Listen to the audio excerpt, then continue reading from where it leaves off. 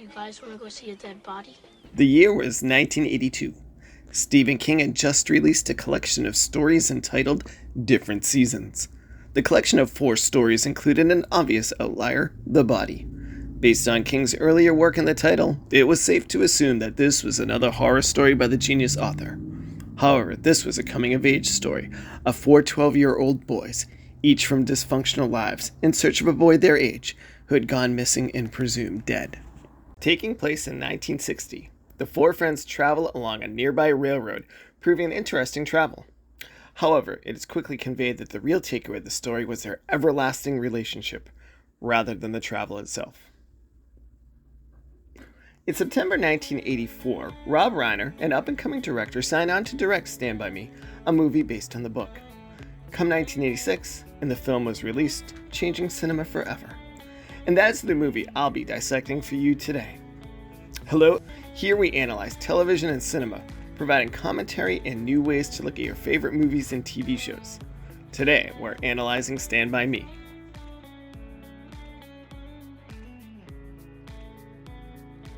Part 1. Setting up the film. The story opens with an adult Gordy, one of the 4 boys. The other boys are Chris, Vern, and Teddy. Gordy is reflecting on the loss of a close friend of his, Chris, who is fatally stabbed, saving someone's life at a fast food restaurant. Gordy begins reminiscing on his days as a child in late 1959, remembering his travels with the 4 boys along those very tracks.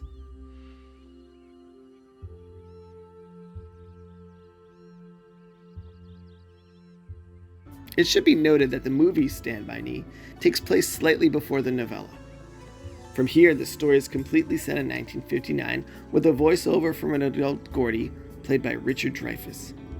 Opening up the story, we see the connections the boys have. Each of them have struggles with their family life, from abuse to shame. Because of their flawed family life, the boys have a bond that can only be described as family.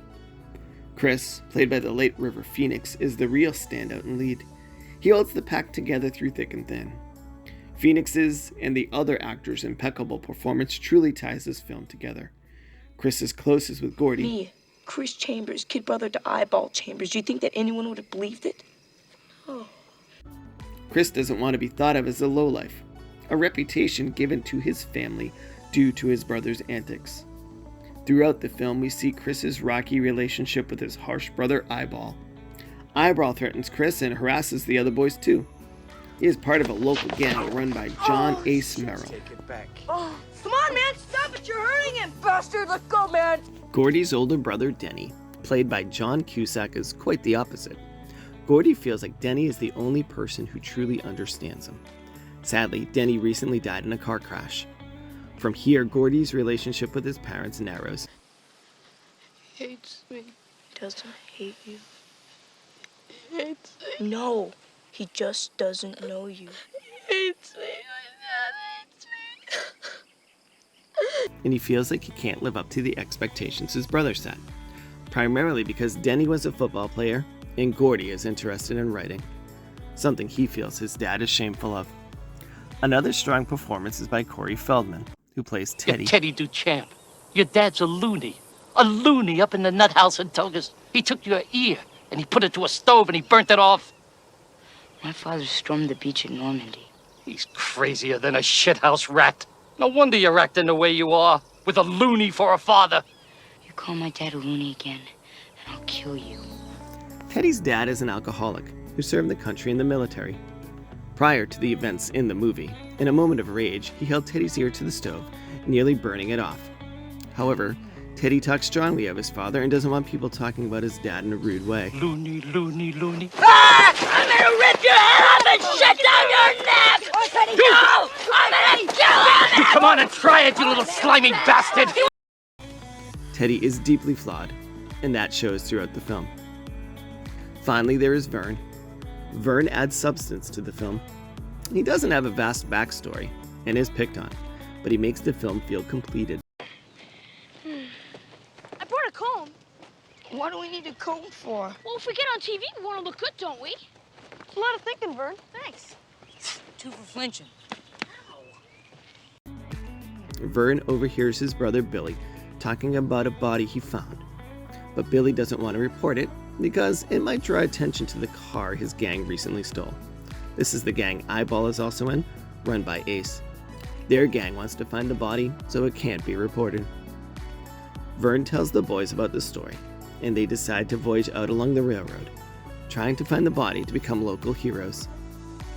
The thing that separates this film from other coming-of-age flicks is how deeply we connect with all the characters from the very start. More is revealed as the film goes on, yet it feels like we have such a great grip on all the boys from the start. This is brilliant storytelling. Part 2. Crafting an antagonist.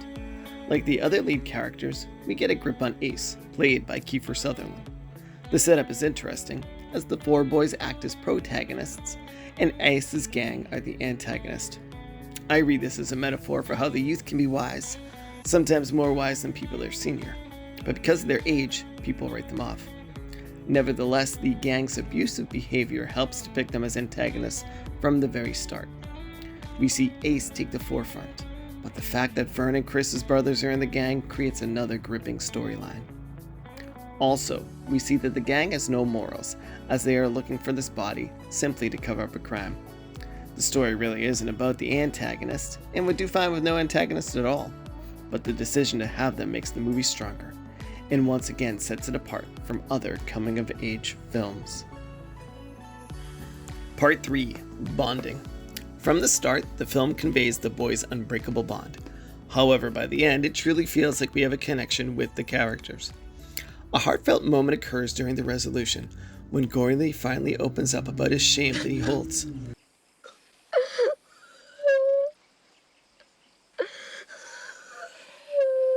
This moment is shared between him and Chris. He notes that he thinks his dad hates him, breaking down in tears. Another moment occurs when the boys are walking along a railroad bridge. Once they reach halfway, they felt vibrations in the track, alluding to a nearby train. All the boys began running as the train becomes visible. Then, Vern falls. Gordy notices and runs back for him.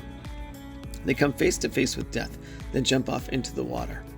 All the boys survive, but this moment showed how much they cared for each other, especially Vern and Gordy. Through parts like this, the four boys exhibit their deepening bond. The relationship that the friends have and gain is not that of four best friends. It's an unbreakable bond. When this bond was tested, it not only didn't break, it grew stronger. In the movie, the boys have experienced ups and downs and laughs and tears and trauma and anger and so many depictions of emotions. Yet, they stood strong, they stayed together, and that is why they are family.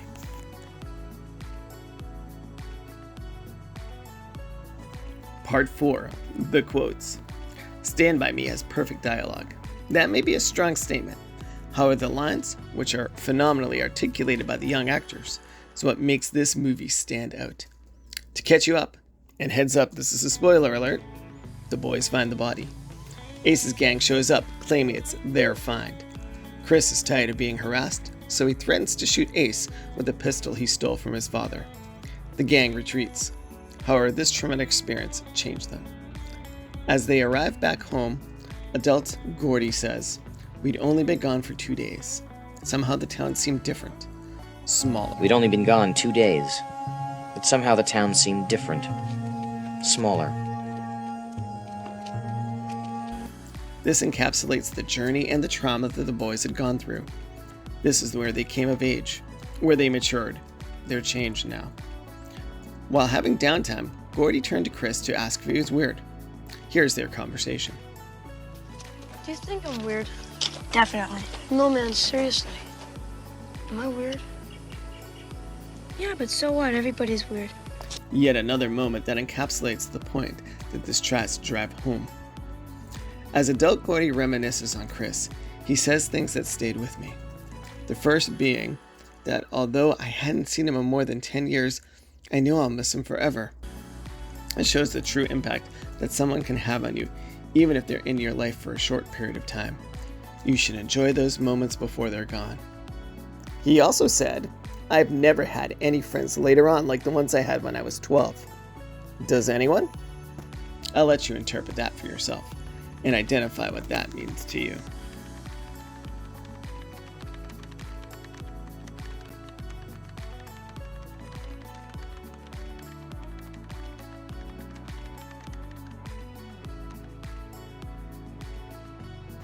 Part 5. What we can learn from this film.